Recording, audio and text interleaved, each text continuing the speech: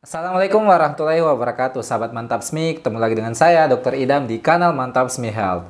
Nah, bagi Anda yang baru bergabung, kanal Mantap SMI Health ini merupakan kanal yang berisi informasi kesehatan dan juga rekaman-rekaman webinar kesehatan yang tentunya bermanfaat dan juga dapat Anda percaya. Dan kanal ini merupakan kanal yang dibentuk oleh Bulan Sabit Merah Indonesia. Nah, sahabat, kita ketahui ya bersama bahwa memiliki keturunan atau punya anak merupakan dambaan bagi seluruh pasangan suami istri gitu.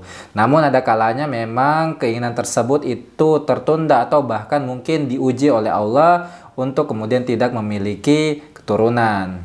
Nah, pada video kali ini saya akan membahas tentang ciri-ciri dan juga penyebab terjadinya kemandulan atau bahasa kedokterannya itu infertilitas pada pria.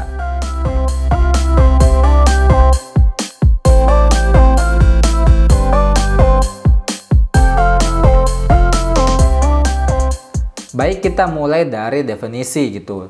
Apa sih yang dimaksud dengan kemandulan atau infertilitas gitu? Nah, infertilitas ini merupakan kegagalan suatu pasangan untuk mendapatkan kehamilan sekurang-kurangnya dalam 12 bulan berhubungan seksual secara teratur tanpa kontrasepsi. Nah, ini merupakan definisi dari infertilitas primer ya yang dikeluarkan oleh WHO dan juga konsensus penanganan infertilitas di Indonesia tahun 2013 gitu. Dan bila kita melihat definisi ini ada 3 kemudian poin pentingnya di situ. Yang pertama memang rutin melakukan hubungan suami istri, kedua adalah tidak menggunakan alat kontrasepsi dan belum mendapatkan kehamilan dalam sekurang-kurangnya 12 bulan.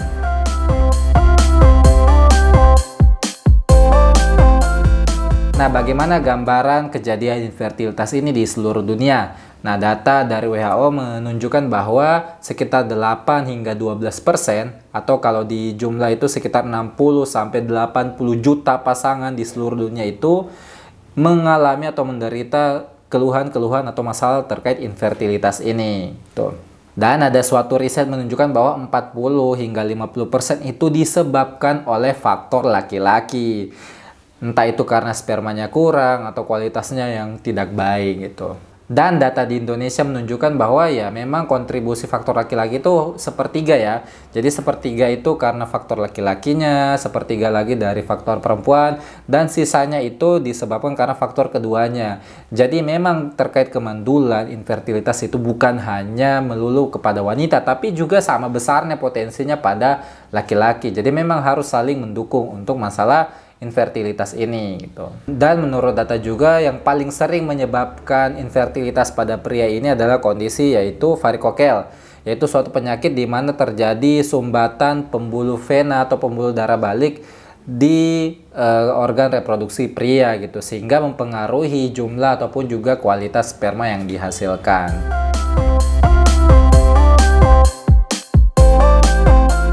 Nah, data menunjukkan bahwa 30% itu penyebabnya atau bersifat idiopatik gitu. Artinya tidak diketahui secara pasti apa sih penyebabnya. Namun sisanya itu sudah bisa diketahui ya. Nah, ini saya coba untuk rank ya penyebab paling tersering ya. Yang pertama itu nomor 1 itu varikokel ya. Seperti tadi yang saya sudah sebutkan. Ini karena meningkatnya suhu skrom sehingga tidak ideal dalam pembentukan sperma gitu. Terus penyebab keduanya ini yang paling sering adalah kelainan penurunan testis. Entah testisnya itu tidak muncul di buah zakar karena tersangkut di organ atau rongga perut atau kelainan lainnya gitu. Kemudian ketiga itu adanya gangguan hormon ya, terutama hormon-hormon yang berperan pada sistem reproduksi pria, terkhusus misalnya testosteron gitu. Terus yang keempat yang paling sering ditemukan adalah suatu kondisi auto antibody sperma, di mana tubuh ini memproduksi sistem kekebalan tubuh yang menyerang sendiri spermanya gitu, sehingga tidak optimal atau malah spermanya dirusak oleh tubuh sendiri. Ini memang disebabkan karena ada penyakit yang mendasarinya biasanya gitu. Kemudian yang kelima yang paling sering menyebabkan gangguan atau masalah infertilitas pada pria yaitu adanya keganasan atau kanker atau tumor di saluran reproduksi pada pria gitu. Dan yang keenam yang sering menyebabkan infertilitas pada pria yaitu apabila terjadi gangguan ereksi ya, atau kesulitan untuk meregang alat kelaminnya, atau juga bisa karena ejakulasi dini gitu.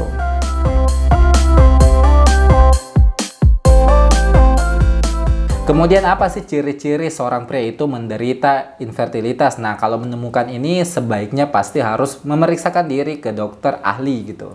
Yang pertama, apabila ditemukan nyeri, bengkak, atau ada benjolan pada kantung zakar atau organ reproduksi pria ya. Ini karena kita tahu ya bahwa yang paling sering itu varikokel, dan keluhan-keluhan ini merupakan keluhan yang biasa muncul pada penyakit varikokel ini. Jadi kalau ada keluhan tersebut, nyeri, bengkak, ataupun juga ada massa benjolan di sekitar organ reproduksinya, terutama di sekitar kantung zakar, harap segera diperiksakan ke dokter.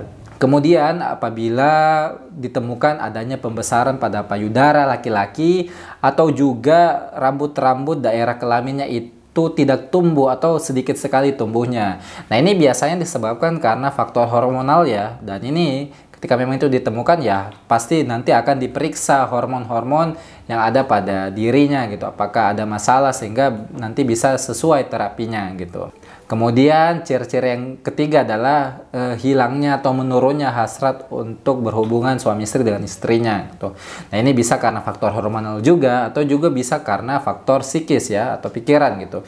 Kalau memang penyebabnya dari faktor psikis itu bisa nanti dikonsultasikan dengan dokter ahli kedokteran jiwa ataupun juga dengan psikolog gitu. Kemudian ciri-ciri yang keempat adalah sulit untuk ereksi atau terjadinya ejakulasi dini gitu. Jadi sulit meregang dan juga terlalu cepat kemudian untuk mengeluarkan semen sehingga tidak optimal nanti pada saat proses pembuahan sel telur gitu. Dan ciri-ciri yang lain apabila ditemukan kebiasaan hidup yang buruk ya, seperti merokok, minum minuman beralkohol, kondisi stres yang tinggi, kondisi obesitas atau kelebihan berat badan.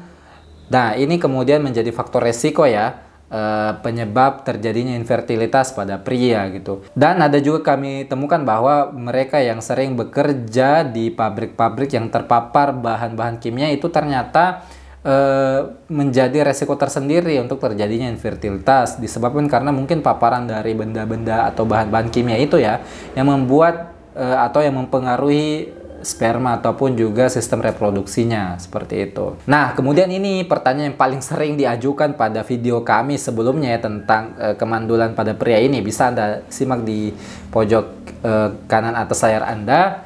Nah, apakah masturbasi itu bisa menyebabkan kemandulan?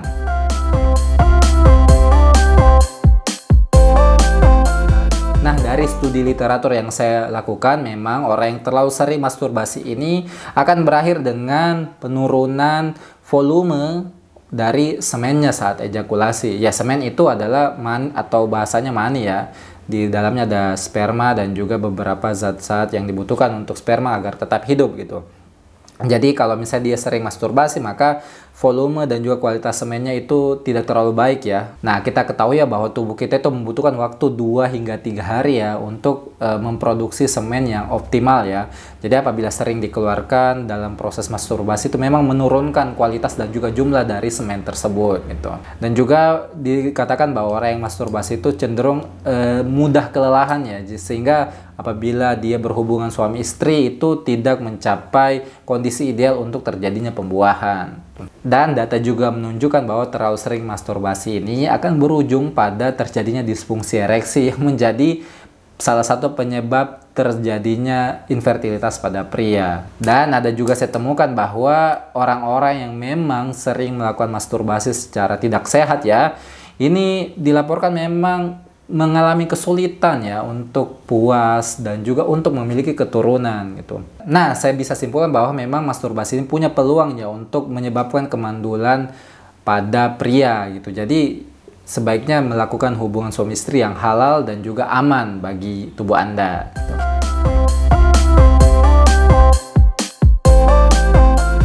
Lalu, apa yang bisa Anda lakukan apabila mendapatkan keluhan atau ciri-ciri adanya infertilitas atau kemandulan pada pria? Yang pertama, pasti Anda harus memeriksa diri Anda ke dokter ya, untuk kemudian dicek apakah memang ada kondisi atau penyakit yang menyertai Anda gitu. Kemudian bisa Anda lakukan pemeriksaan analisis sperma ya. Ini tentunya atas rekomendasi dokter dan dilakukan di laboratorium yang ditunjuk oleh dokter tersebut gitu. Cek spermanya itu bisa meliputi volumenya atau jumlah spermanya, itu juga bisa dilihat nanti bentuk dan juga pergerakannya ya. Jadi jumlahnya harus cukup, bentuknya harus baik, dan juga pergerakannya harus optimal untuk bisa terjadi pembuahan di rahim. Kemudian yang berikutnya adalah harus saling mendukung, karena kita tahu infertilitas atau kemandulan ini merupakan suatu kondisi yang laki-laki atau perempuan juga itu punya kontribusinya, sehingga memang saling mendukung, dan juga kedua-duanya ini harus saling memeriksakan dirinya ke dokter gitu untuk mengetahui apakah faktor dari perempuan atau faktor dari laki-laki atau gabungan dari keduanya ini yang menyebabkan pasangan tersebut itu sulit atau belum mendapatkan keturunan. Dan yang terakhir, dan ini paling penting ya, bahwa kita tahu faktor resikonya karena kebiasaan hidup yang buruk gitu. Jadi bila Anda memang ingin berusaha memperoleh keturunan, maka perbaikilah pola hidup Anda gitu. Kurangi berat badan ke kondisi yang ideal tentunya, jangan merokok, jangan minum alkohol, dan juga kurangi stres tubuh Anda gitu. Dan yang paling penting adalah selain memaksimalkan ikhtiar Anda untuk berobat, konsultasi ke ahli, jangan lupa juga untuk meminta berdoa kepada Allah Subhanahu wa taala gitu. Karena kita ketahui ya bahwa yang memberikan keturunan itu adalah Allah Subhanahu wa taala. Dan memang ini beberapa melaporkan bahwa meskipun kadang hasil labnya menunjukkan suatu kemandulan, tapi kalau Allah berkehendak ya bisa saja terjadi pembuahan dan terjadi kehamilan pada istri Anda. Seperti itu gitu. Jadi jangan lupa berdoa kepada Allah Subhanahu wa taala, Tuhan yang Maha menguasai segala urusan kita gitu. Oke, sekianlah video dari saya, semoga bermanfaat. Jangan lupa like, comment, subscribe, dan sebarkan video ini apabila Anda rasa bermanfaat. Sekian dari saya, wabillahi taufik wal hidayah. Wassalamualaikum warahmatullahi wabarakatuh.